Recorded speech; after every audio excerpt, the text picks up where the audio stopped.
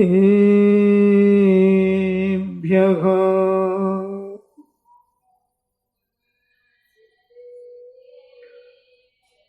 ॐ नमः सिद्धेभ्यः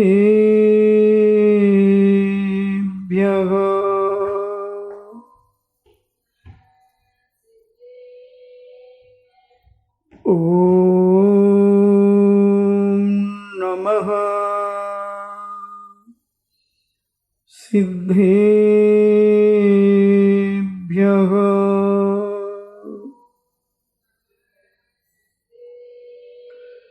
इणमो अरिहन्ताणम्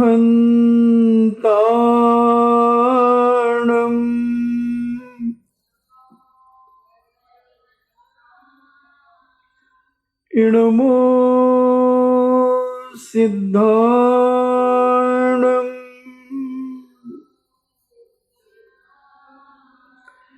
इणमो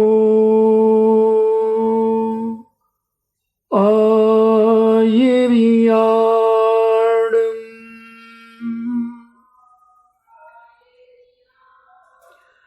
इणमो उबज्झायाणम्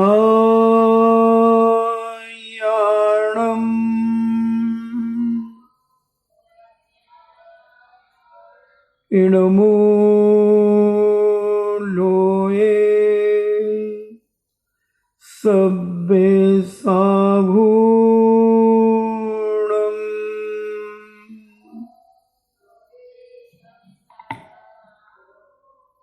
पंच परमेष्टि भगवान की अहिंसामयी बीतराग विश्व धर्म की देवादिदेव 1008 श्री आदिनाथ भगवान की देवादिदेव 1008 चिंतामणि घोर उपसर्ग विजेता श्री पार्श्वनाथ भगवान की देवादिदेव 1008 शासन नायक बाल ब्रह्मचारी भगवान महावीर स्वामी की परम पूजनी आचार्य श्रोमणि गुरुवर श्री कुंद कुंद महामुनि राज की परम पूजनी आचार्य श्रोमणि गुरुवर श्री विद्यासागर जी महामुनि राज की परम पूजनी निर्यापक श्रवण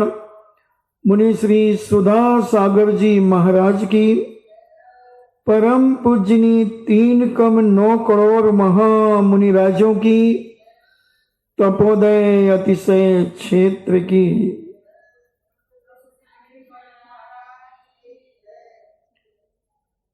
चर्चा चल रही है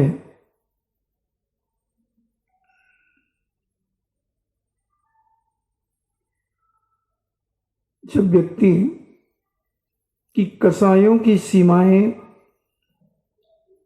जब पार हो जाती है तो वह व्यक्ति पार होने में रुक जाता है, वो भी पार नहीं हो पाता, क्योंकि उसने इतने राग देश और कसाई कर ली हैं कि उसका तरना वर्तमान में असंभव सा लगता है। क्योंकि जैनाचार्य संत महंत भगवंत कहते हैं कि तुम अगर अपने जीवन में कल्याण करना चाहते हो तो परोपकार के ऊपर सदा ध्यान दो, उपकार के ऊपर सदा ध्यान दो, और जितना तुम उनका अपमान, उनको नीचा दिखाने का प्रयास करोगे तो तुम्हारा कल्याण रुकेगा। और जितनी हम सहायता करेंगे, मदद करेंगे अच्छे कार्यों में, तो हमारे जीवन में भी अच्छे अच्छे कार्य उत्पन्न होंगे। कल कहा था कि तुम जैसा बोओगे वैसा पाओगे। अगर तुम अच्छे अच्छे चीज, अच्छे अच्छे बीज खेत में बोओगे तो अच्छी फसल आएगी। हल्का गेहूं बोओगे तो हल्का गेहूं आएगा। और 306 गेहूं बोगे तो अच्छी मुंडी 306 की फसल आएगी, ऐसे मोती जैसे दाने आएंगे। उसी प्रकार कर्म सिद्धांत कहता है कि तुम अपनी आत्मा रूपी खेत में जैसा बीज बोओगे, यानी जैसे विचार परिणाम करोगे, वैसा ही भविष्य तुम्हारा होगा। कोई जरूरत नहीं है ज्योतिषाचार्यों के पास दिखाने के लिए अपना हाथ, मेरा भविष्य क्या है। क्या बताएगा वो भविष्य? वो स्वयं अपना भविष्य नहीं बता पा रहा है। स्वयं फुटपाथ के ऊपर बहुत सारे लिफाफे रख करके एक तोते को रखा है। अब वो तोते से कहता है निकालो एक लिफाफा, और तोता एक चोंच में लिफाफा निकाल करके लाता है, वो उसका भविष्य पढ़ देता है। यानी तोता इतना बड़ा ज्योतिषाचार हो गया, मनुष्य से ज्यादा ज्ञानवान हो गया। ये सब धोखे की थाटी है। कुछ नहीं है आज का पुरुषार्थ कल का भाग्य बनकर के आता है। आज की की हुई मेहनत, आज का किया हुआ परिश्रम हमारे जीवन में किस्मत बन के आता है, लक बन करके आता है, भाग्य बन करके आता है। मगर हम पुरुषार्थ ही ना करें, चलनी में गैया को लगाएं और ग्वाले को हम बदनाम करें, किसने सारा दूध गिरा दिया। तुमने दूध लगाने के लिए क्या दिया था ग्वाले को? चलनी। और ग्वाला तो भोला भाला, तुमने उसने कहा कोई बर्तन दिया होगा, वो बैठ के लगाना चालू कर दिया। अब तुम कहो भाई हमारी किस्मत में दूध को नहीं है, ही नहीं हमारी किस्मत में दूध। इतनी भैंसे लेकर के आ गए, गायें लेकर के आ गए, बकरी लेकर के आ गए, सब कुछ लेकर के आ गए, मगर घर में एक बूंद दूध का नहीं आता है। क्यों? तुम्हारी भैंसें तो अच्छी नस्ल की हैं, तुम्हारी गायें बहुत अच्छी नस्ल की हैं, बकरियां भी अच्छी नस्ल की, फिर दूध तो पता नहीं भाई। जब दूध दोहने के लिए तैयार होती हैं वो, तो उनके स्तन देख करके ऐसा लगता है कि ये तो 5-5 किलो दूध देंगे। और ग्वाला बड़ी देर में वापस भी आता है, मगर दूध नहीं लेके आता। चलनी तो गीली रहती है, चलनी से क्या मतलब है? दूध और गाय भैंस और बकरी में चलनी का क्या प्रयोग है? बोले हम उसको दोहने के लिए चलनी देते। तेरा दिमाग खराब है क्या? कहां से आई है तू? बांसवाड़ा से? नहीं, मैं बांसवाड़ा से नहीं आई। भूंगड़ा से? नहीं। दानपुर से? नहीं। कहां से आई है भाई?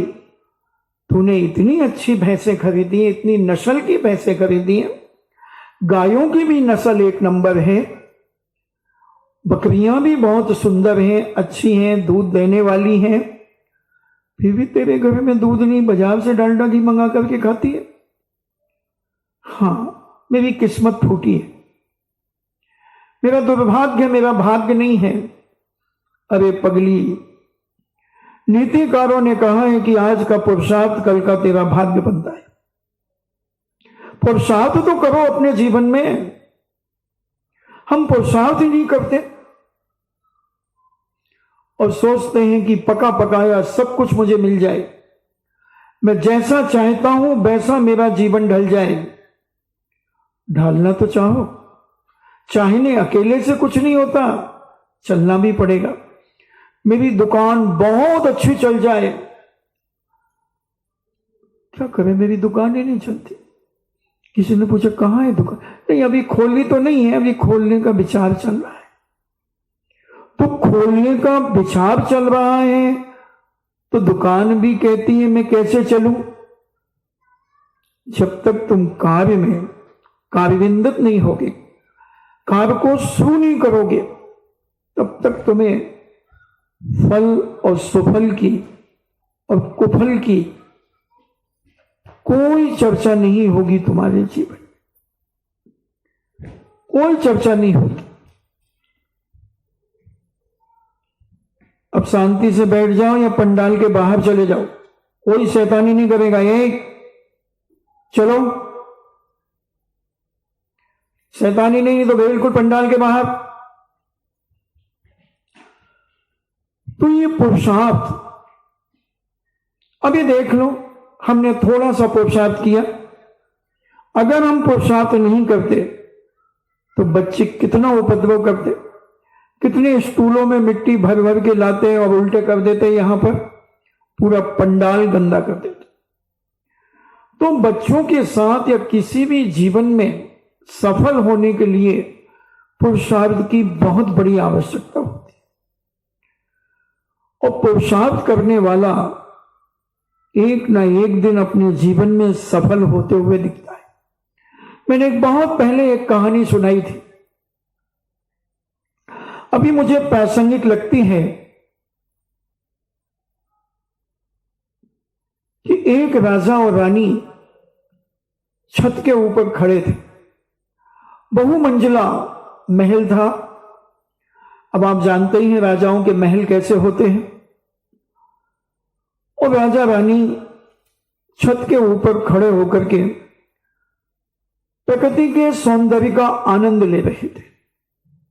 कभी आकाश की तरफ देख रहे थे, उन बादलों में अनेक अनेक प्रकार के चित्र विचित्रता बन रही थी, उनको देख करके आनंद विभोर हो रहे थे।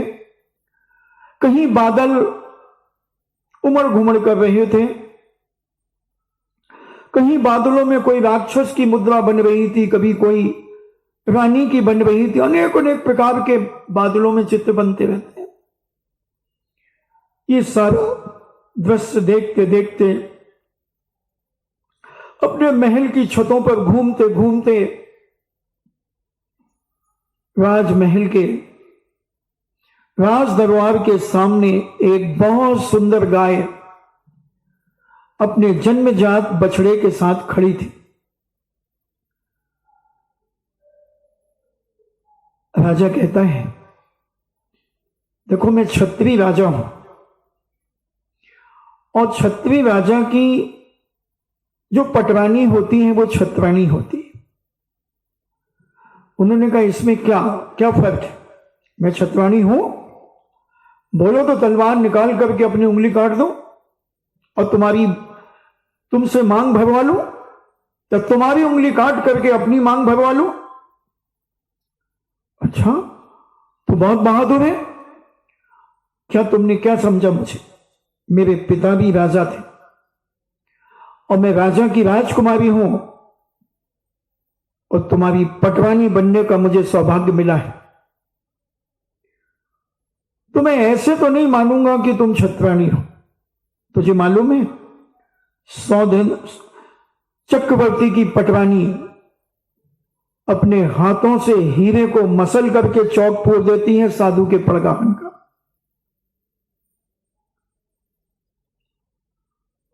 वो 6 खंड का अधिपत्य राजा है। तुम्हारे पास कितने राजा तुम्हें नतमस्तक करते हैं? बोलो, तुम राजा हो क्या? राजा के पास 1 करोड़ गांव होते हैं जो राजा होता है। तुम्हारे पास कितने? 500 गांव। तुम तो राजा भी नहीं हो सही ढंग के, फिर भी मैं पटवानी के पद पे विभूषित हूं। तुम मुझे चैलेंज करते हो कि मैं छत्रानी हूं। बोलो क्या करना है? बोले देख, वो गाय और बछड़ा है ना? बोले हाँ। उस बछड़े को अगर तू इस छत पर लेकर के आ जा तो मैं जानू कि तू छत्रानी है। तो मैं पहले आपकी परीक्षा लूंगी, आप राजा हो कि नहीं, आप लेकर के आओ। और राजा गया बड़ी फुर्ती से और उस बछड़े को गोद में उठा करके ले आया।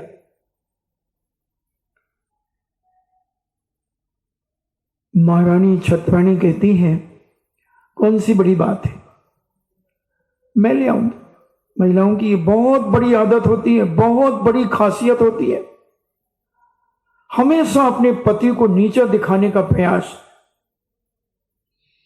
थोड़ा सा वो काम कर लेगा तो कौन सी बड़ी बात हो गई, मैं भी तो करती हूं दिन भर, तुम क्या छुल्लू बुल्लू करती हो।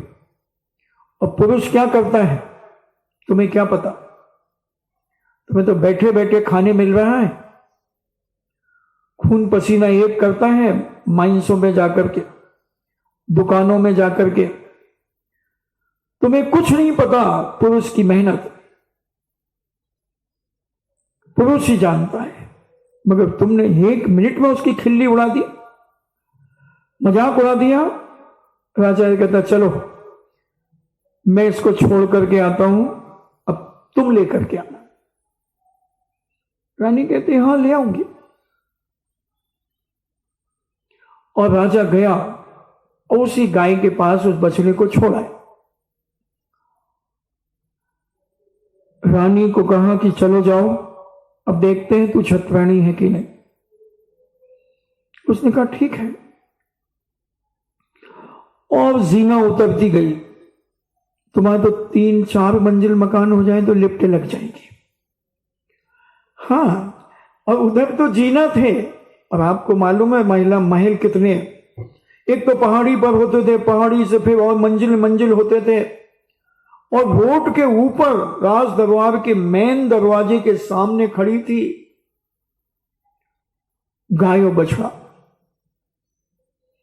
छत्ररानी गई, वो भी जोश में थी, गई और उसने थोड़ा सा घास खिलाया गाय को, हाथ फेरा गाय के ऊपर और बछड़े को उठाया और ले आई और छत पर छोड़ दिया। बोले देखा हूं ना छत्ररानी। बोले अभी आधी है, इसको नीचे छोड़ कर क्या। अब नीचे छोड़ने में थोड़ी सी दिक्कत, क्योंकि वो सामने अब जीना दिखे ना गिरे, लुढ़क भी सकते। फिर भी छत्ररानी थी और उसने बछड़े को उठाया और बड़े सावधानी पूर्वक नीचे उतर गई और बछड़े को गाय के पास छोड़ दिया। लौट करके आई, बोले पूरी छत्ररानी। बोले हां तू पूरी छत्ररानी, चल। अब उसने कहा कि राजा कभी भी चुनौती दे सकता है, तो वो प्रतिदिन चुपचाप उस गाय के बछड़े को उठाती और मंजिल, राजमहल की अंतिम मंजिल की छत पर ले जाती, फिर वहां से उतार के लाती और फिर छोड़ देती। 1 साल के बाद राजा रानी पुनः हेमंत ऋतु का आनंद ले रहे थे। शिशिर ऋतु समाप्त हुई थी शरद पूर्णिमा पर। शरद पूर्णिमा का चांद देखकर उसकी रोशनी में सुई के छेद में धागा डाल रहे थे। बताते हैं कि शरद पूर्णिमा में अगर सुई के छेद में धागा डाल दिया जाए तो आंखें की रोशनी अच्छी मानी जाती है, और उस रोशनी को शरीर में लेने से अनेक प्रकार की विकृतियां भी ठीक होती है। ऐसा ज्योतिषाचार्यों ने कहा, जिस अंग में तकलीफ हो, जिस अंग में परेशानी, उस अंग के ऊपर केंद्रित करो उसकी रेज को, उसकी किरणों को, और वह रानी प्रतिदिन वह बछड़े को उठा करके ले जाती। 1 साल लगभग हो गया। हेमंत ऋतु लगने ही वाली थी, क्योंकि शिशिर ऋतु समाप्त, शरद ऋतु खत्म हो गई थी। और राजा आकाश को निहारता हुआ फिर अपने इस दरवाजे के ऊपर आते हैं और रानी साहिबा कहती हैं जाओ उस बछड़े को लेकर के आओ। राजा कहता है अरे लेके आओ, छतरी हो तो तुम भी लाओगे क्या? हाँ मैं भी लाऊंगी, पहले आप लेकर के आओ। और राजा गया तो बछड़ा भागने लगा, इधर उधर जाने लगा। राजा ने बहुत कोशिश की उसे पकड़ने की, मगर वो उनके पकड़ में ही नहीं आया। खिलाने का प्रयास किया मगर वो नहीं आया। जैसे तैसे पकड़ा, उसे उठाने का प्रयास किया, वो छटपटा गया, पैरों को फटकार दिया। राजा 10 कदम भी नहीं चल पाए और छोड़ना पड़ा। लौट के आए, बोले क्या हुआ? बोले वो आ ही नहीं रहा। कैसे छतरी हो? तो तुम ले आओगे क्या? हाँ मैं लेकर के आऊंगी। और गई छतरानी, और जैसे ही उसने यूं किया, वो तो रोज का अभ्यास था, उठाया और ले आई, ऊपर ले आई और छोड़ दिया छत के ऊपर। राजा ने बहुत प्यार किया उस बछड़े से, उसे बहुत प्यार किया, उसकी पीठ पर हाथ फेरा, उसके गले पर हाथ फेरा, उसको बड़ा सहलाया। फिर भी वो भाग भाग जाए, जैसे तैसे करे, राजा उसके पीछे दौड़े। और रानी ने जब सहलाना शुरू किया, वो एक जगह खड़ा हो गया और रानी पुनः उसे छोड़ करके आ गई। तो अभ्यास में इतनी बड़ी ताकत है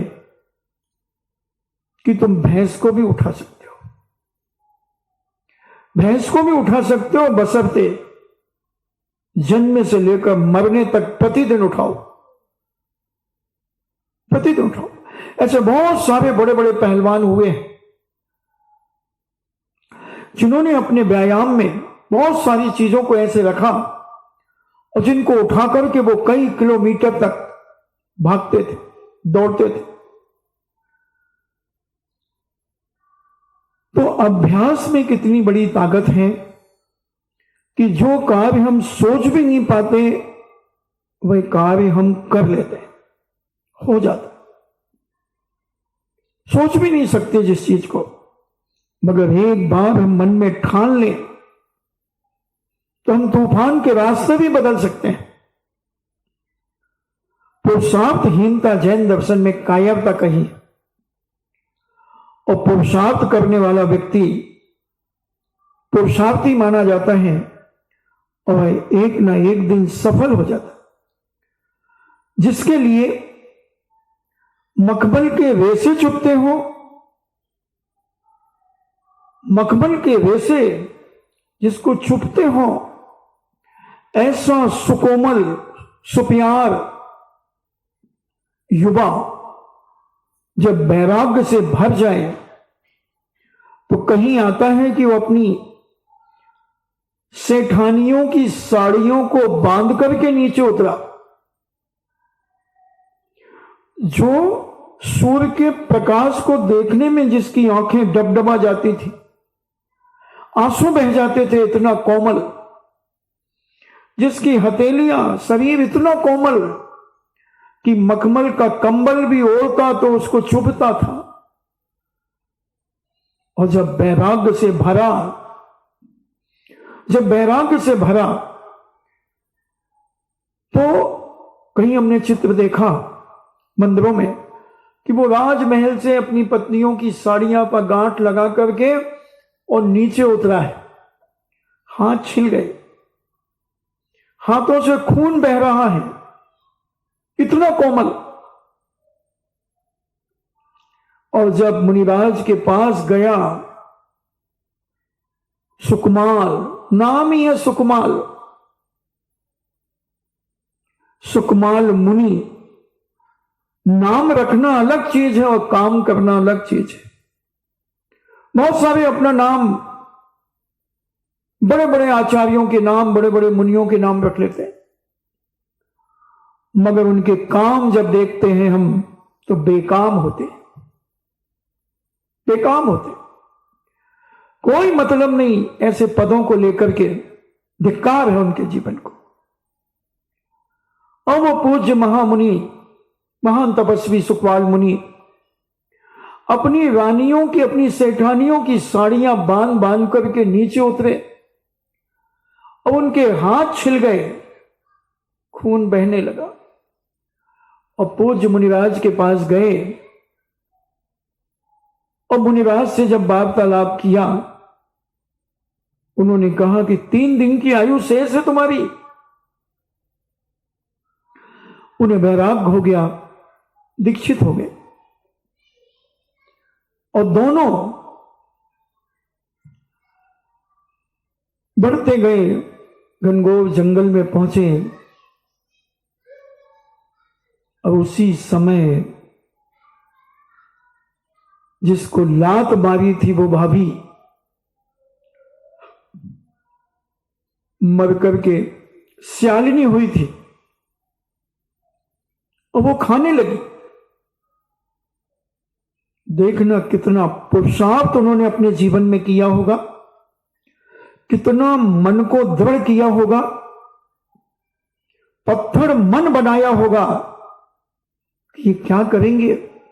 ये पुद्गल के द्वारा पुद्गल खाई जा रही है, क्योंकि आत्मा ना खाती है ना पीती है, आत्मा ना कुछ भी तो नहीं करती। ये सब पुद्गल के द्वारा पुद्गल के साथ ये अभद्र व्यवहार किया जा रहा है। और मैं तो एक चेतन स्वरूप आत्म तत्व हूं, मेरा क्या बिगाड़ लेंगे ये, क्या कर लेंगे ये। और 3 दिन के अंदर खाती रही, खाती रही। कैसा दृश्य होगा बंधुओं, कैसा दृश्य होगा जब एक कल्पना करना अपने जीवन में। भाभी खा रही है, एक मुनिराज को मां खा रही है, सुकौशल को। कैसी कैसी निर्दयताएं, जिसके लिए बंदेज किए गए, जिसके लिए मुनियों को आने का निषेध किया राज्यों में। मगर जब भाव बिगड़ गए, भाव बिगड़ गए तो उनको खाने लगी। कौन है सगा इस दुनिया में? किसको मान रहे हो तुम अपना? किसको मान रहे हो तुम अपना? बेटा को, बेटी को, बहू को, पति को? एक बार परीक्षा लेकर के देखो, ये सब मोह का पाखंड का घड़ा फूट जाएगा। साधु को भी अगर तुम अपना मानते हो तो बहुत बड़े धोखे में हो, बहुत बड़े धोखे में। थोड़ा सा 2-4 अपशब्द कह करके देखना उस साधु को, थोड़ी सी उसकी बुराई करके देखना, बुराई करके देखना, फिर देखना वो कितना खफा होता है तुम्हारे ऊपर और तुम्हें ऐसे निकाल के फेंक देगा जैसे कोई घी का व्यापारी, घी में अगर मक्खी चली जाए और मर जाए तो अभी इस मक्खी को निचो करके यूं फेंक देता है और तुम्हें घी बेच देता है।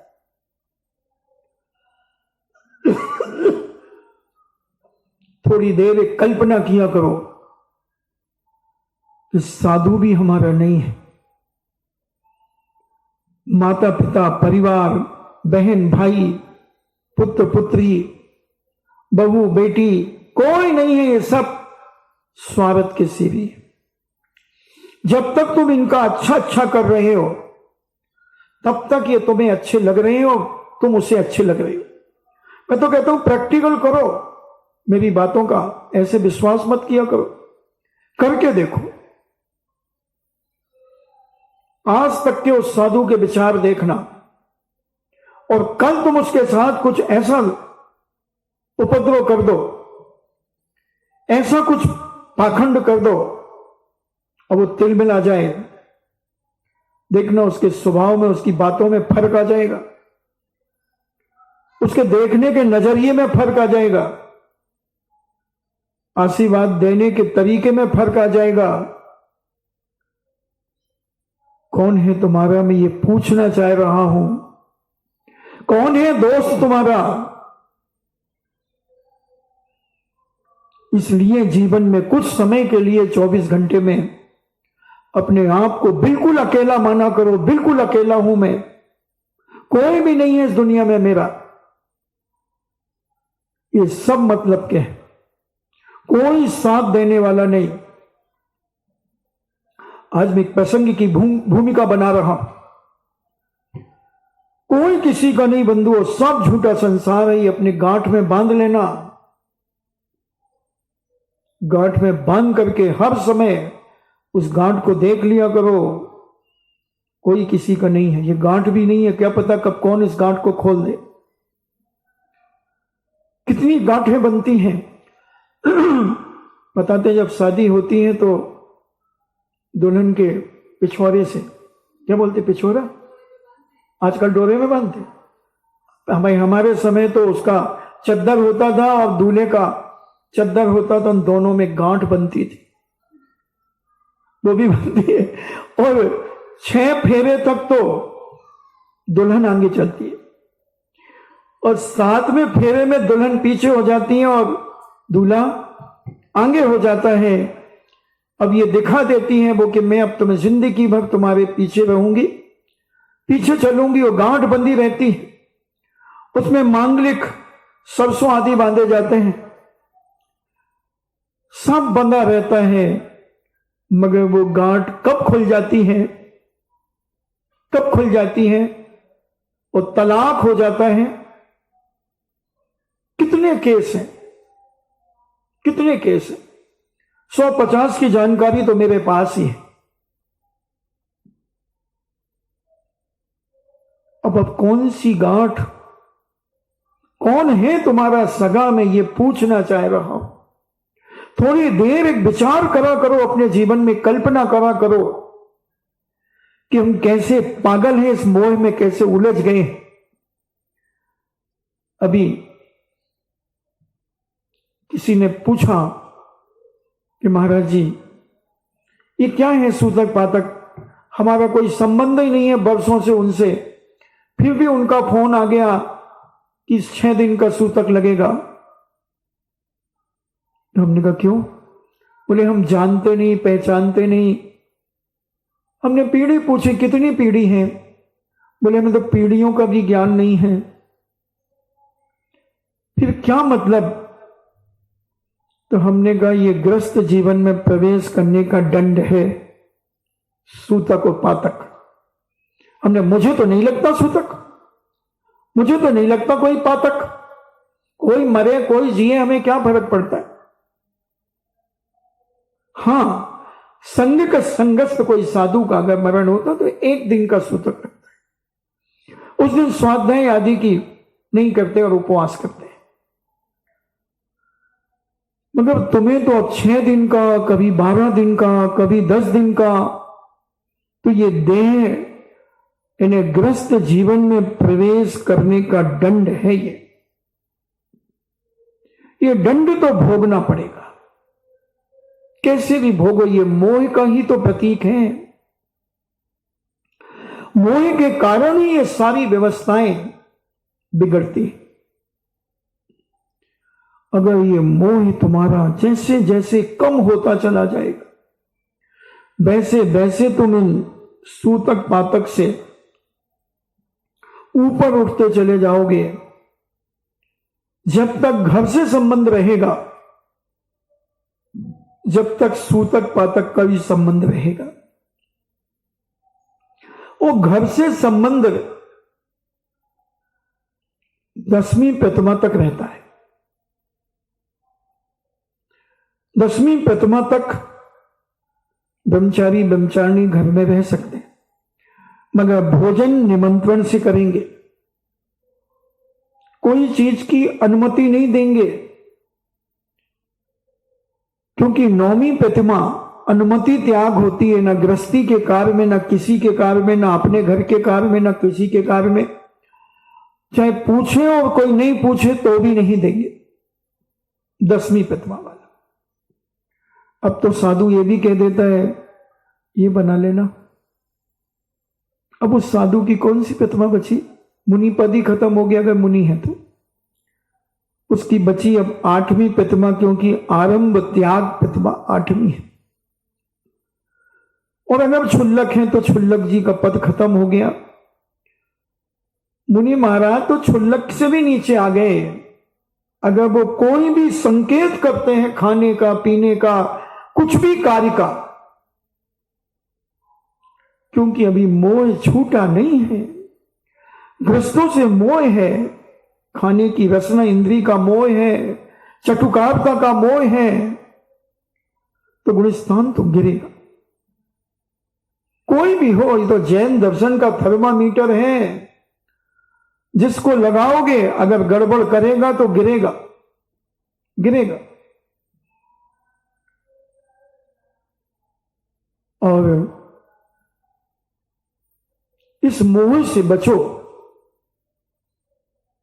मोह से जीवन में बचो। जितना बच सको अपने जीवन में उतना बचने का प्रयास करना चाहिए। कल्पना करना चाहिए कि कोई तो नहीं है हमारा। एक दिन जब मैं संघ में था पूज्य आचार्य श्री के चरणों में, तो आचार्य श्री के पास बैठा था।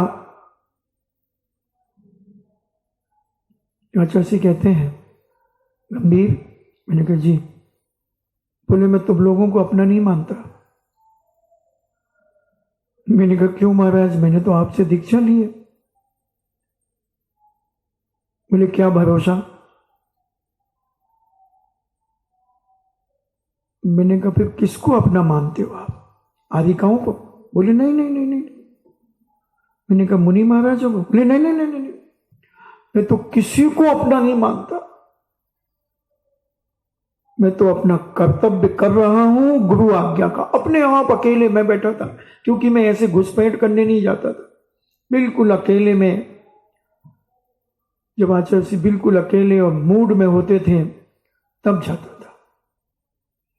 और 10-5 मिनट में बहुत गहरे सूत्र लेकर के आ जाता था, क्योंकि बीमार रहता था।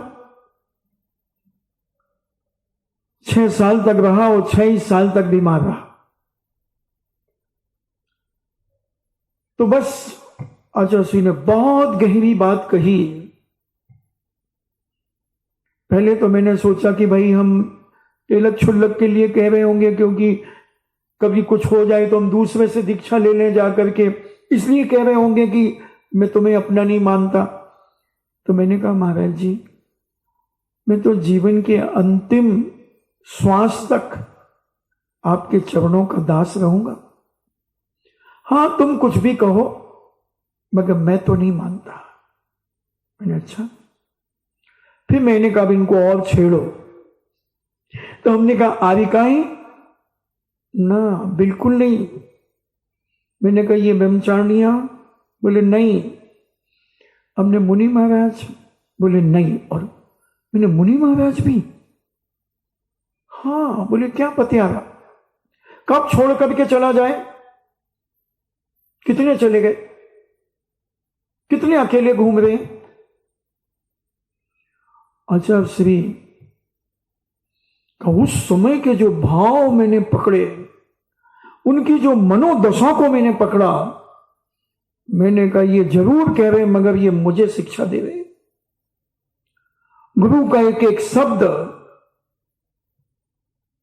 लाखों करोड़ों का अनमोल हीरा होता है। वो स्मरण में करता हूं अपने जीवन में। लोग कहते महाराज जी आप कभी मुंह लटकाए नहीं देखा, आपको कभी गुस्सा नहीं देखा। तो मैंने कहा वो आचार्य श्री के हीरे मेरे पास रखे हुए, उन हीरों को मैं देख लेता हूं मुट्ठी खोल करके, और देखता हूं कि आचार्य श्री का हीरा है। जो उनकी वाणी थी वो मेरे लिए हीरा है। एक उदाहरण दिया था मैंने बहुत पहले, एक छोटी सी गुड़िया का। एक छोटी सी बिटिया स्कूल जाते समय बहुत रोती थी। उसके मम्मी पापा उसे बहुत प्यार से भेजते थे, मगर वो रोती थी।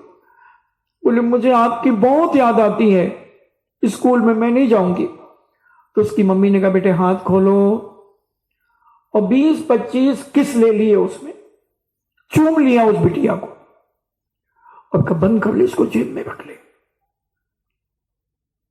उसके पापा ने कहा ला बेटा हाथ खोल, और उसने हाथ खोला तो उसके पापा ने भी 20-25 चुम्मे लेकर के कहा जेब में रख ले। बोले अब जब याद आई ना तो दो धूरे से एक किस चूम लेना और रख लेना।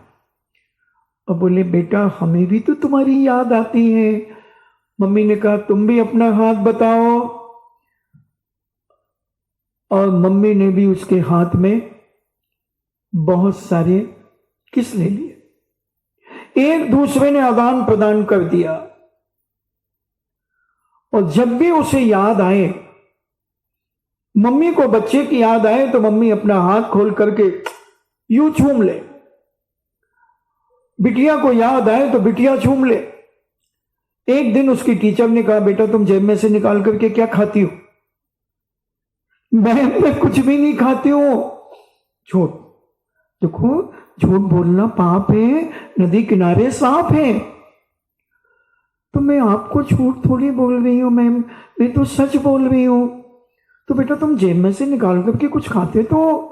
खाती थोड़ी हूं, मैं तो जेब में हाथ डाल करके अपनी मम्मी का किस लेती हूं। क्या? हाँ, मेरी मम्मी ने बहुत सारे किस दिए, मेरे पापा ने बहुत सारे किस दिए, और मैं भी अपने मम्मी पापा को बहुत सारे किस दे करके आई हूं। तो उन्हें जब मेरी याद आती है तो वो मेरे किस को चूम लेते हैं, और मुझे याद आती तो मैं उनकी चूम लेती हूं, और क्लास बहुत मस्ती से पढ़ती हूं। बस ऐसे ही मेरे गुरु ने एक नगीना, मेरे अंतर मन की अंगूठी में एक नगीना जड़ दिया है। ऐसा डायमंड है वो कि मैं हमेशा उस डायमंड की अंतर मन की अंगूठी को हमेशा अपनी नजर के सामने रखता हूं। कोई दंड फंद में क्या लेना देना है अपन को, इसीलिए थोड़ी घर छोड़ा था दुनिया के राग देश के लिए, तेरी मेरी करने के लिए, दुनिया की खोजी कुत्ते बनने के लिए, इधर उधर की खोज करने के लिए थोड़ी मैंने घर छोड़ा था। मैंने तो अपने आत्म स्वरूप की पहचान को प्राप्त करने के लिए घर छोड़ा था, अपने आप को समझने के लिए घर छोड़ा था, जैन धर्म के स्वरूप को जानने के लिए मैंने घर छोड़ा था, इधर उधर के दंड फंद करने के लिए घर नहीं छोड़ा था, किसी को नीचा गिराने के लिए नहीं छोड़ा था। हां, किसी कोई गिर जाए तो उसे उठाने के लिए मैंने घर छोड़ा था, उसे उठाने के लिए घर छोड़ा था। घर छोड़ने के पहले भी उठाया करता था गिरों को, बहुत से गिरों को उठाया। एक तो हजारीबाग के स्टेशन पर मैंने बताया था पहले कि हजारीबाग के स्टेशन पर हम 3 मित्र समेत शिखर जी की यात्रा पर गए थे, लौट के आ रहे थे। एक बच्चा अपने माता पिता को भयंकर गालियां बक रहा था, बहुत गंदी गंदी गालियां बक रहा था। मुझे लग रहा था कहीं थप्पड़ न मार दे, और वो कह रहा था कि अभी कट के मर जाऊंगा, तुम देखते रह जाओगे, अपनी सगी आंखों से देखते रह जाओगे, अभी मरूंगा, अभी अभी अभी। इतने में ट्रेन की हॉर्न आवाज आई। मैंने कहा यार गुस्सा बहुत खतरनाक होता है, आदमी कुछ भी कर सकता है गुस्से में। खैर हमने कहा अपन को क्या लेना देना, जान नहीं पहचान नहीं, क्यों अपन मेहमान बने किसी के, जात भाई भी नहीं। ये जरूर है मनुष्य जाति का आदमी था, और वो क्या उसका पुण्य का उदय कि वो मेरे को धक्का मार के मेरे बाजू से निकला, और ट्रेन रुकती नहीं थी उस स्टेशन पर, और उसने जैसे ही मुझे धक्का लगा मैंने उसका हाथ पकड़ लिया और स्टेशन के खंबे से एक पैर अड़ा लिया, और वो लटक गया प्लेटफार्म के नीचे। एक पटरी के उस तरफ ट्रेन थी। छोड़ छोड़, तेरे बाप का क्या जा रहा मेरे से, क्या? मैंने कहा मेरे बाप का नहीं, तेरे बाप का जाएगा। मेरे बाप का क्या जाएगा? मैं उसको पकड़ लिया, खूब ताकत लगाई। मैंने कहा तेरे फरिश्ते भी नहीं छुड़ा सकते मुझसे। मचल गया पूरा, और जैसे ट्रेन आगे बढ़ गई उसके सामने से मैंने छोड़ दिया। वो दौड़ा, हमने कहा तेरे बाप भी नहीं, फरिश्ते भी नहीं पकड़ पाएंगे बेटा, लौट के आ जा। दौड़ा वो 150 मीटर, मगर वो ट्रेन उस स्टेशन पे रुकती नहीं थी, सीधी भागती थी। तो गिरोह को उठाया। मैं गिरने के लिए नहीं आया। हां, अगर वो मुझसे ताकतवर होता और मुझे ही खींचने लगता तो मैं नहीं पकड़ता, एक लात और देता, जा मर। मेरा तो सिद्धांत है कि जब तक उठाऊंगा, जब तक मैं नहीं गिरूं, जब तक संभालूंगा, जब तक मैं नहीं गिरूं, और जहां मेरे डगमगाने का समय आ जाए एक लात देकर के और आगे बढ़ा दूंगा, जा बेटा मर मर। तो जीवन में कुछ ऐसा ही करो कि जितनों को उठा सको उठाओ, और जो तुम्हें खींचने लगे उनको धक्का देकर के गिरा दो, छोड़ दो, और अपने आप में आ जाओ। कोई किसी का नहीं। जब गुरु भी अपने शिष्य को कह रहा है कि गंभीर सागर मैं तुम्हें अपना नहीं मानता, अरे मैंने कहा मैं तो बहुत बड़े अंधकार में था, बहुत बड़े अंधकार में था मैं, कि मैंने जब घर छोड़ा था तो यही सोचा था कि आचार्य श्री के चरणों में तो हूं, मगर इन्होंने अच्छा हुआ कि आज खुलासा कर दिया। और थोड़ा सा मुस्कुराकर बिल्कुल सीरियस हो गए, बिल्कुल गंभीर हो गए।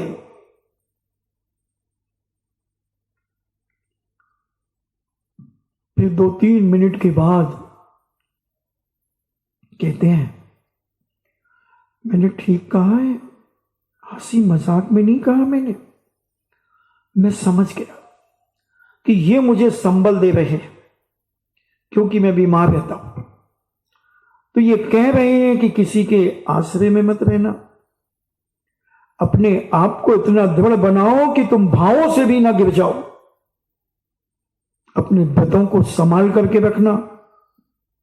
मैं दीक्षा दे सकता हूं, गुण स्थान नहीं दे सकता। साधु यानी आचार्य परमेश की दीक्षा दे सकते हैं चाहे जिसको, मगर गुण स्थान किसे संभाल के रखना है? हमें।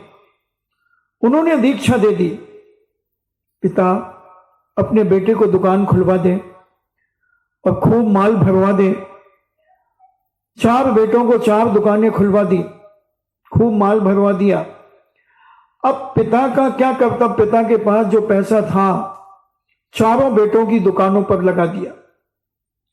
अब उन 4 बेटों का कर्तव्य क्या है? वो उस दुकान को बढ़ाएं कि घटाएं? बताओ बताओ, घटाएं कि बढ़ाएं? बढ़ाएं। और घटाएंगे तो पिता क्या करेगा? उसके पास तो कुछ नहीं, वो तो सब दे चुका तुम्हें।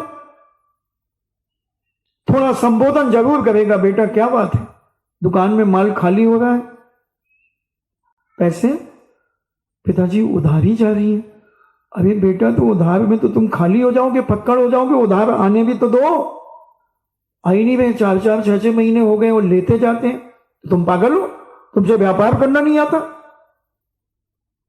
तुम लगाओ आज एक तख्ती, आज नगद कल उधार, दूसरी तख्ती लगाओ, उधार प्रेम की कैंची है। लगाओ ये तख्तियां, तब बेटा तुम संभल पाओगे, नहीं तो तुम बिगड़ जाओगे, बर्बाद हो जाओगे, रोड पे आ जाओगे। दूसरी दुकान पर पिता गया, बोले पिताजी एक छोटी सी गोदाम भी हमने ले ली है। अच्छा? हाँ, क्योंकि इस दुकान में माल आता नहीं पूरा, एक दुकान ले ली, एक गोदाम ले ली। ठीक। तीसरी दुकान पे गया, बेटा कैसा चल रहा है? अरे पिताजी आइए, पैर छुए, ढोक लगाई पिताजी को और अपने हाथ से मटके में से पानी लाया, छान करके और पिताजी को दिया। पिताजी पीजिए, बैठिए पिताजी गद्दी पे। नहीं नहीं बेटा मुझे, पिताजी बैठो ना।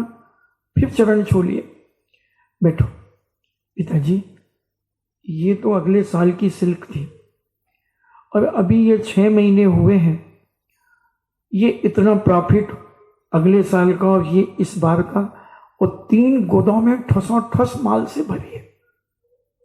पिताजी ने पीठ थपथपाई और चले। बेटा ने 11,000 एक लिफाफे में रख के पिताजी के कुर्ते में डाल दिए। चौथे बेटे के पास गए और देखा कि मैंने तो दुकान खुलवाई तो थी, मगर इसने तो शोरूम बना लिया है। इसने तो बहुत सुंदर शोरूम बनाया है और एसी लगा हुआ है पूरे शोरूम में। कस्टमर आ रहे हैं, जा रहे हैं, और ये गद्दी पर बैठा है। पिताजी को देखा, ओहो, फट से पिताजी को चरण छुए, पिताजी को हाथ पकड़ करके गद्दी पे बिठाला। पिताजी, आपने मेरी दुकान आज पवित्र कर दी अपने चरणों से। मैं इंतजार करता था कि पिताजी कब आएंगे मेरी दुकान देखने के लिए, कब आएंगे।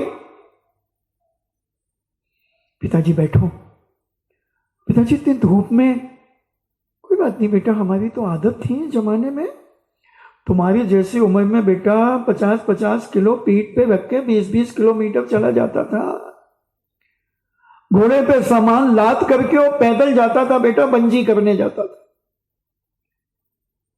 हाँ पिताजी, आप तो लोहे पुरुष हैं, आयरन मैन हैं आप। पिताजी कहते हैं, और बेटा? पिताजी, सब आपकी कृपा है। ये शोरूम में तो मैं बैठता हूं, और 2 शोरूम और खोले हैं मैंने, है 2 और। हाँ पिताजी, ऐसी ही है वो, मगर मैंने कैमरा लगा करके रखा है यहां पर, वो क्या LCD लगा ली है, तो उन दुकानों की सारी असलियत हमारे सामने इधर प्रकट होती रहती है, उसकी वीडियो बनती रहती है। और वहां हमारे बहुत विश्वास पात्र नौकर हैं, वो चलाते हैं पिताजी उसे। अच्छा बेटा, ठीक है। पिताजी, कोई आज्ञा? कुछ नहीं बेटा, खुश रहो, खूब दिन दूनी रात चौगनी बढ़ोतरी करो। मगर बेटा ये तो बताओ कि तुम्हें अभिषेक पूजन करने का समय मिल रहा है कि नहीं, कि इस मोह जाल के जंजाल में तुम उलझते जा रहे हो, शोरूम पर शोरूम खोल रहे हो। गलती हो गई, 3 भाइयों से मैं पूछ ही नहीं पाया ये बात। मूल मेरी वसीयत तो ये है बेटा, अभिषेक और पूजन और दान और स्वाध्याय। पिताजी, के तुम्हें अपने नालायक बेटे से ऐसी उम्मीद है कि मैं ये नहीं करता हूं? पिताजी, जब तक जिनेंद्र भगवान के चरण छूकर महामस्तक अभिषेक नहीं कर लेता हूं, और मेरा नियम है कि अष्टमी और चतुर्दशी को शांति धारा लेता हूं, कितने में भी जाए इसकी चिंता नहीं होती है, शांति धारा लेकर। और आपको स्मरण जरूर करता हूं पिताजी कि ये मेरे पिता की वसीयत है, ये मेरे पिता ने मुझे सिखाया था कि बेटा अगर मुट्ठी में है तो दान जरूर किया करो। पिताजी, आपकी एक एक बात मेरे रग रग में विद्यमान है। कोई भी काम करने के पहले एक बार आपकी छवि जरूर मेरे सामने आती है। खुश रहो बेटा, बस इतना कहना चाहता हूं कि धर्म के संस्कार जीवन में कभी छोड़ मत देना। और मैं क्यों आया हूं आज? क्योंकि मैं व्रती बनने के लिए जा रहा हूं। तो मैंने कहा कि एक बार संतुष्ट हो जाऊं बेटों से, बेटों के कारोबार देख करके संतुष्ट हो जाऊं, फिर मैं निर्मोही हो जाऊंगा और व्रती बनकर के अपने जीवन की आत्मा का आनंद लेना चाहता हूं। क्योंकि अब मुनि तो नहीं बन पाऊंगा बेटा, क्योंकि शक्ति अब उतनी नहीं है, मगर गुरुओं के प्रवचन सुने हैं कि मरने के पहले एक बार जिंदगी में केसरंज जरूर करूंगा बेटा। अभी तो 2 प्रथमा लेकर अभ्यास तो मैं बहुत दिन से कर रहा था, मगर आज गुरुओं के पास जाकर उसको संकल्प रूप में बदलूंगा और अपने जीवन को धन्य बनाऊंगा। बेटा, ये परंपरा को तुम भूलना मत। तुम भी और थोड़ा सा जीवन व्यतीत करके व्रती बनना बेटा। व्रती के बिना जीवन अधूरा है। हीरा सी पर्याय पाकर भी अगर तुम व्रती नहीं बने और ऐसे ही मर गए तो पड़ोसी भी ऐसे ही मरेगा बेटा जैसे तुम मरोगे। नहीं पिताजी, ये आज आपका नया संस्कार मेरे जीवन में प्रवेश कर रहा है।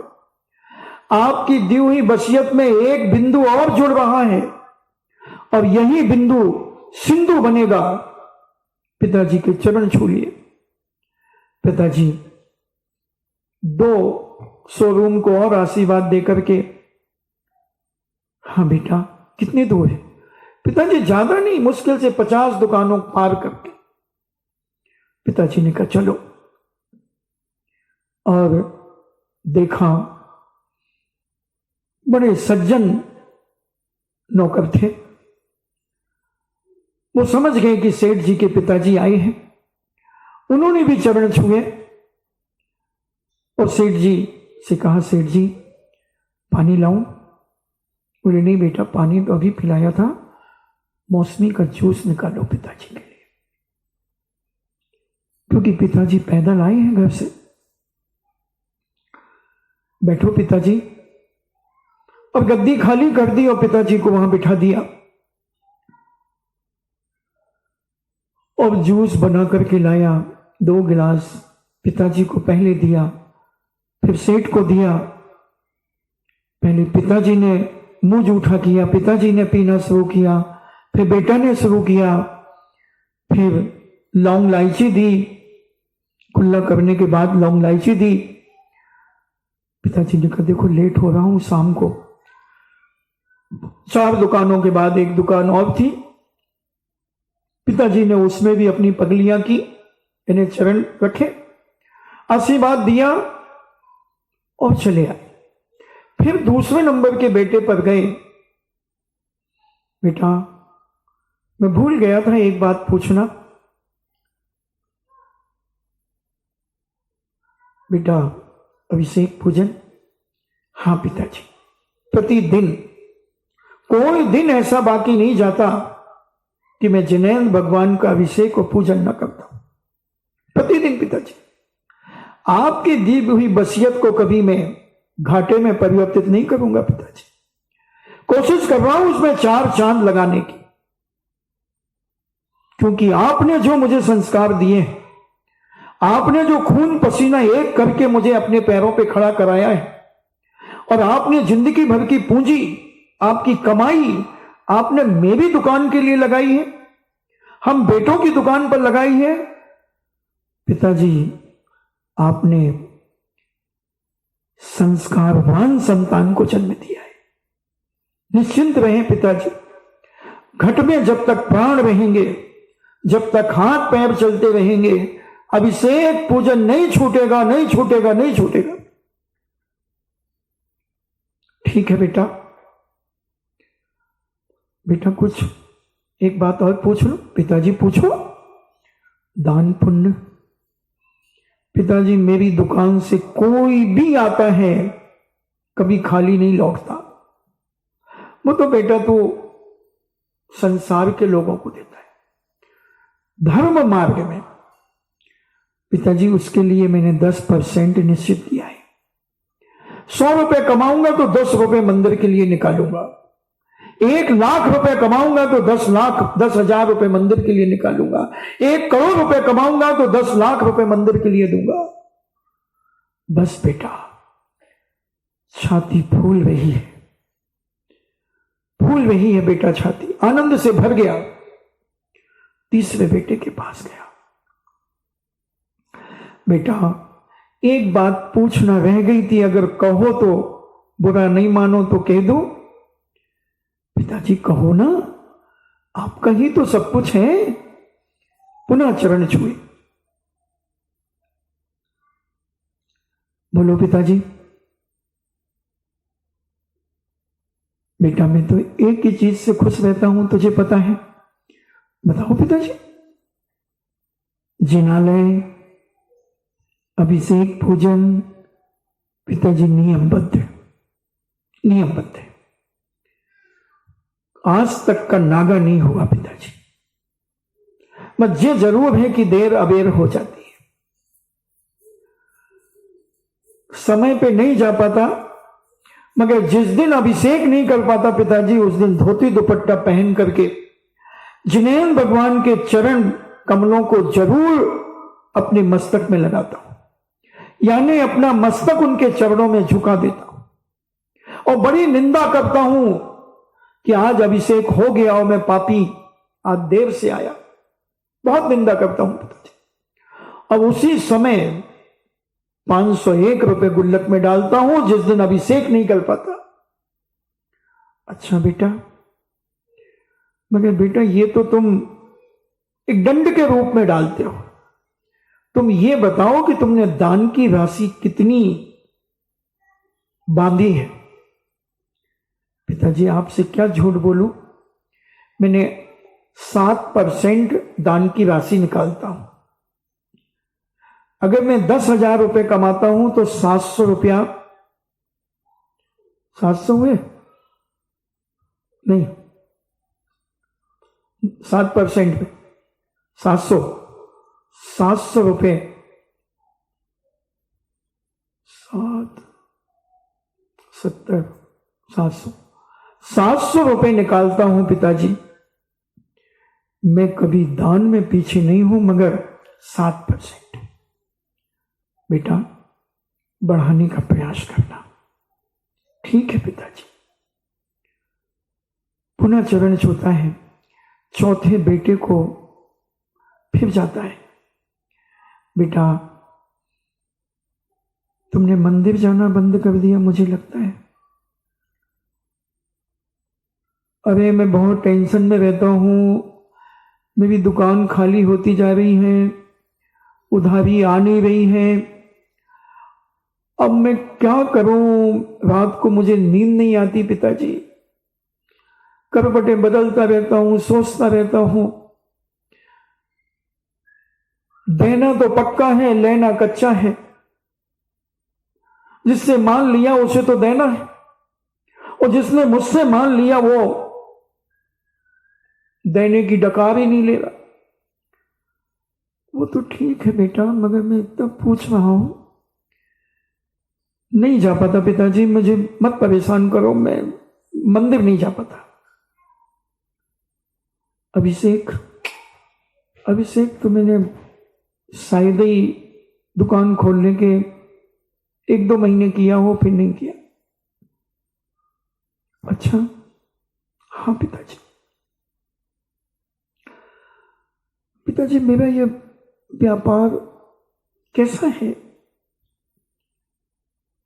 बेटा पुरुषार्थ करना तुमने बंद कर दिया है, कर्तव्य से तुम पतित हो गए हो बेटा। तुम अधिकार चाहते हो, तुम अधिकार चाह रहे हो, तुम पुरुषार्थ नहीं कर रहे हो। पुरुषार्थ करो, कर्तव्य का पालन करो, और तुम 6 महीने मेरे कहने पर कर लो, फिर देखो इस तमाशे में क्या होता है। ताला लग जाएगा पिताजी। तुम्हें ज्यादा विश्वास है ना धर्म पर।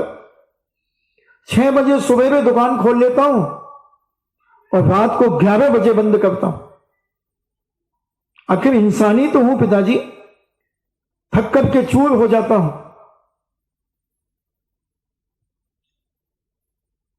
फिर भी बेटा नहीं कमा पाते। तुम्हारे दूसरे भाई 8 बजे और 9 बजे के पहले दुकान ही नहीं खोलते, और शाम को 6 बजे बंद कर देते हैं बेटा। 6 बजे बंद कर देते हैं, नियम है, उनके सिद्धांत हैं। 6 बजे के बाद ग्राहक को कोई माल नहीं देंगे हम। और तुम उनसे 3 और 8 घंटे ज्यादा दुकान खोलते हो। तुम 6 बजे खोल लेते हो, रात को 11 बजे बंद करते हो, वो 6 बजे बंद करते हैं, तो 5 घंटे ये और सवेरे के 7 घंटे तुम ज्यादा दुकान खोलते हो, उसके बाद भी तुम कह रहे हम घाटे में चल रहे। सुन बेटा सुन, दुकान ज्यादा खोलने से दुकान नहीं चलती।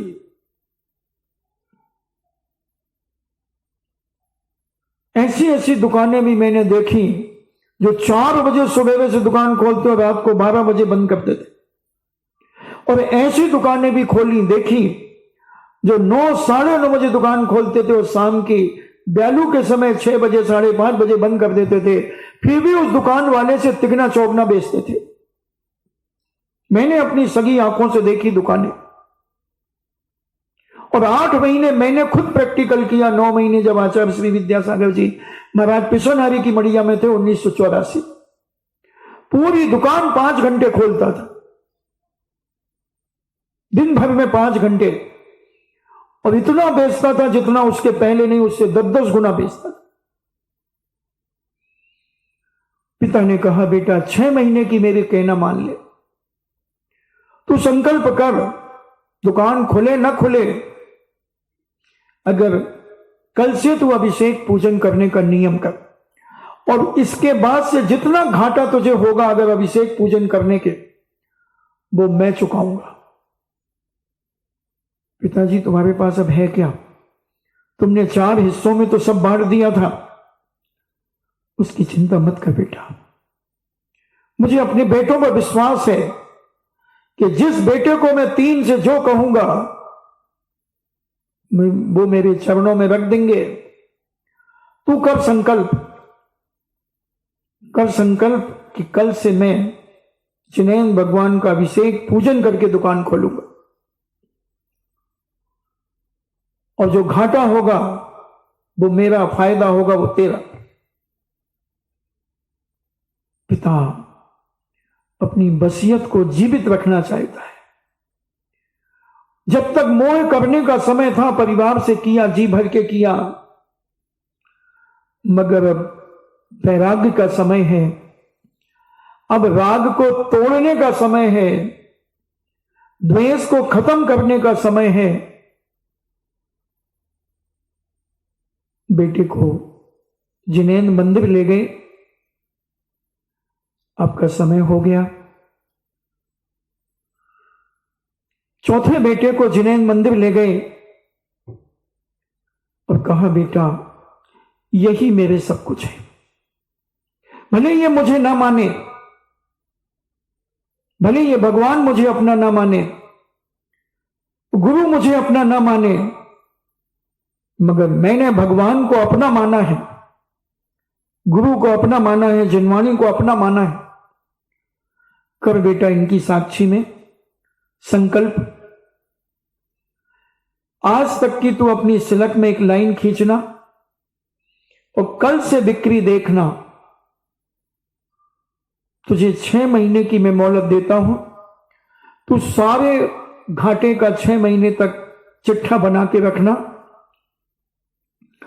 और वो पूरा चिट्ठा मैं डबल करके दूंगा। जो घाटा वो तो दूंगा ही, अगर तू 6 महीने में 1 लाख का घाटा उठाता है तो मैं तुझे 2 लाख दूंगा। क्या कह रहे हो पिताजी? विश्वास नहीं बेटे तुम्हें? मैंने तुझे जन्म दिया है, विश्वास रख, मगर मेरी बात पर विश्वास रखना, और जो संकल्प लिया है उस पर दृढ़ रहना। चाहे मरता क्यों ना हो, एक बार जिनेंद्र भगवान के चरण छू के आ जाना, कितना भी बीमार हो, अभिषेक न करना, मगर धोती दुपट्टे पहन करके चरण छू करके जरूर आना। ठीक है पिताजी, 6 महीने? बिल्कुल बेटा 6 महीने। समय आपका हो गया, कल देखेंगे क्या गुल खिलते हैं, क्या होता है, क्या स्थिति बनती है। आज सुनाने कुछ आया था, अब उसकी भूमिका बनाने में 1 घंटा 10 मिनट लग गया। 1 घंटा 10 मिनट मेरा लग गया। मैं कहानी सुनाने आया था। खैर, तीनों बेटे आनंद से जी रहे हैं। चौथा बेटा क्या करेगा? विश्वास करेगा या नहीं करेगा कि पिता को छोड़ देगा, पिता को छोड़ देगा, पिता के साथ अपशब्द व्यवहार करेगा? क्या करेगा अपन देखेंगे। जो जल्दी आ जाएगा वो सुन लेगा, और जो यहां वहां भटकता रहेगा वो अटकता रहेगा, अटक जाएगा, चटक जाएगा, लटक जाएगा, उसका जीवन भटक जाएगा। समझना है बंधु, ये छोटी छोटी बातें हमारे अंतरंग हृदय को हिला देती हैं और अपनी आत्मा में एक शक्ति पैदा करती हैं, अपने आप को एक जागृत पैदा करती हैं कि तुम क्या कर रहे हो इन मोह जाल में फंस करके। कौन किसका है, इसको समझाने का प्रयास चल रहा है। इन्हीं मंगल भावना से सबकी आत्मा परमात्मा बने। जिनवाणी स्तुति। जिनवाणी के ज्ञान से सूझे लोकालोक, सो वाणी मस्तके धरो, सदा देते हूँ धोख। हे जिनवाणी भारती, तो है जपो दिन रैन, जो तेरो शरणा गहे, सो पावे सुख चैन।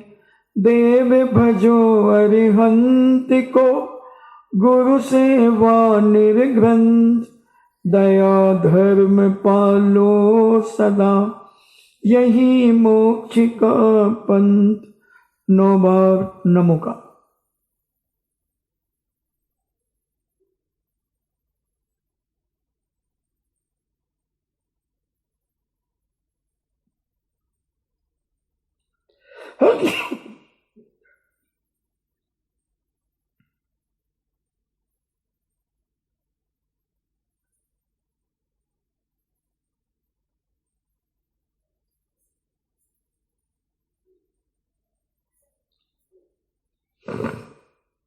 परम पूजनी द्वादशांग जिनवाणी माता की। सुत देवता, सुत देवता, सुत देवता, सुत देवता। जैनम जेतु शासनम, जैनम जेतु शासनम, जैनम जेतु शासनम।